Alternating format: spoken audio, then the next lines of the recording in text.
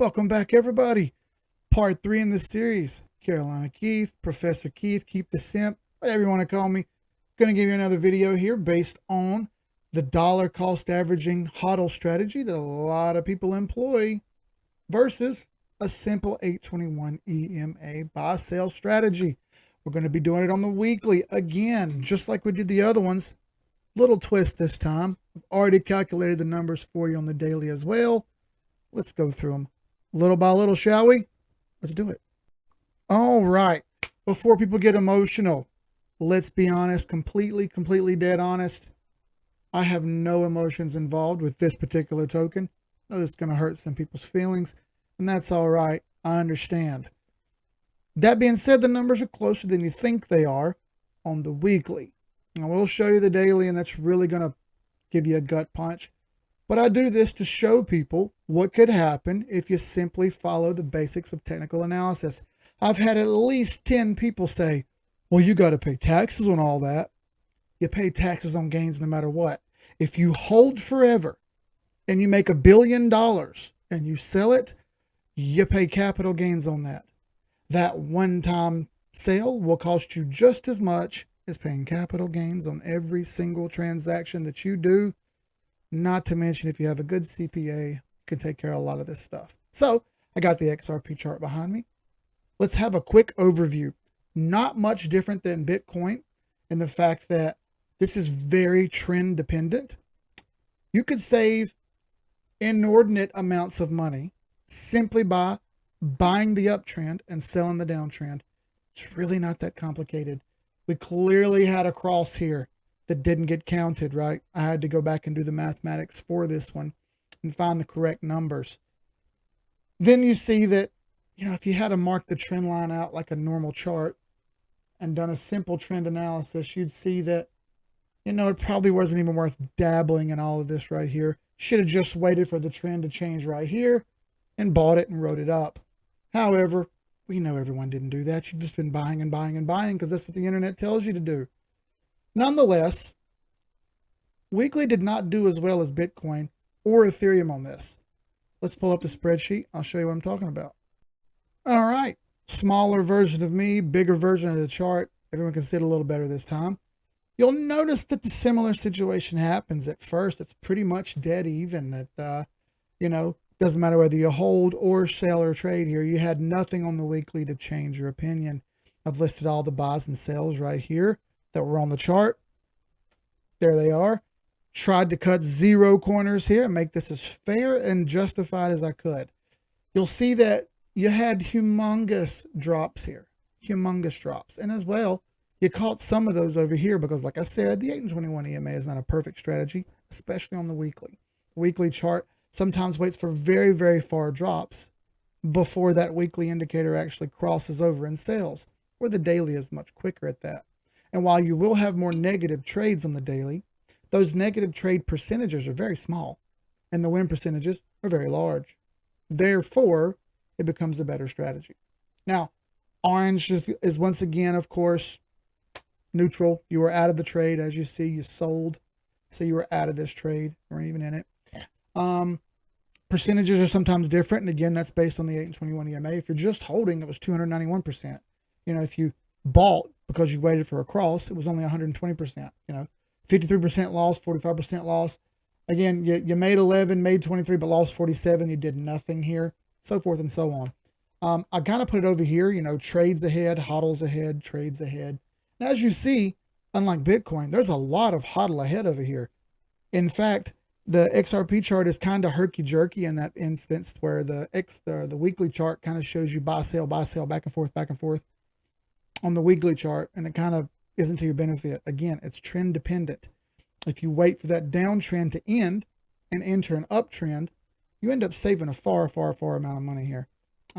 It's just better to not do that and buy on the weekly chart under a trend like that. On a daily, you can get away with it, and I'll show you the numbers. Either way, HODL had a very good run here, and if you look closely, you only made about 2.3% more by trading than you did just holding. Now, that doesn't seem like much, and I would agree it's not. It's not very much, especially what you saw with Bitcoin, huh? That older chart on Bitcoin gave it much more time to get a run up, accrue enough capital, and the chart was more technical. This one was not. In fact, it's barely better. Now, the real big kicker is right here.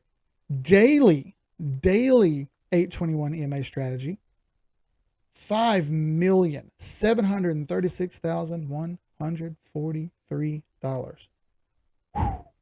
That's insane, isn't it? Sounds great, huh? Go through and do the numbers. You can find this for yourself. I simply plugged in $100 per month since 2014 all the way to 2022 currently. Then I did the math based on percentages. It took me a while to do, but I did it for you. 269,339. 5,716,143. Even if you were to say, hey, Keith, that's wrong. You're wrong. Well, cut it in half. That's still 2.35 million as opposed to 269,000. And if you're unsure what I'm talking about, let's go back to the chart and have a look. All right, got the chart pulled back up. You kind of see the strategy is already on here, a long sale, long sale. I got it reprogrammed thanks to help from China Matt. It doesn't do shorts anymore. It only does longs and sales because that's the whole point of this. And they're also marked down here. You know, they have X's down here that say sell, buy, so forth and so on. So I plug this in the strategy screener down here. Strategy tester right here. Click it. It gives you different options. You know, overview, performance, list of trades. I'm going to maximize it here so you can kind of see. Let's go to daily here. All right. As you see, strategy tester, back up. 39,276%. 39,276%. That's really good, folks. It ends up being about $492 to start with, as opposed to just $100. That's because you can't see some of the charts buy and sell, and you have to do it on the daily first. I kind of show you this here. If you just look, you can see all of the buys and sales. And the real big money is made every time there's a large fall in the chart, similar to 2020. You know, you got a sell signal way up high and a big fall happens. You got a sell signal way up high, a big fall happens, and this percentage is just gobbled up on the daily. You end up making a ton of percent. Plus, when we do have large runs up, you get a good percentage as well. You get a good lick every single time. Tons of trades here. The trades on this one are only about 38% successful. But again, the biggest fails were smaller than the largest little gains on longs. The smallest little gains on longs, I'm sorry. So the largest fails were about the same size as the smallest gains. So even when the strategy doesn't work, you barely lose money as opposed to making a lot more money. Once more, very trend dependent. If you just wait for an uptrend, you end up saving a lot of money. I've talked about this on Twitter and stuff before. So there's your numbers, folks. Good lick of money there, strictly by using the 821 EMA. Of course, I never just use the 821 EMA. I always use a combination. Of indicators. If you'd like to know more about this, please feel free. Jump on over on our Discord. I'll put the link down here for our Discord, our launch pass to get you full year access. You get 1 month for free, by the way, if you do a full year access. Plus, I'll put the link down here for the crypto payments as well. You can pay with crypto if you don't want to pay with a debit card or Stripe or whatever you'd like to use. Thank you all. I'll be back on the next video. We're going to continue to go down the list. I think Binance Coin will be probably next.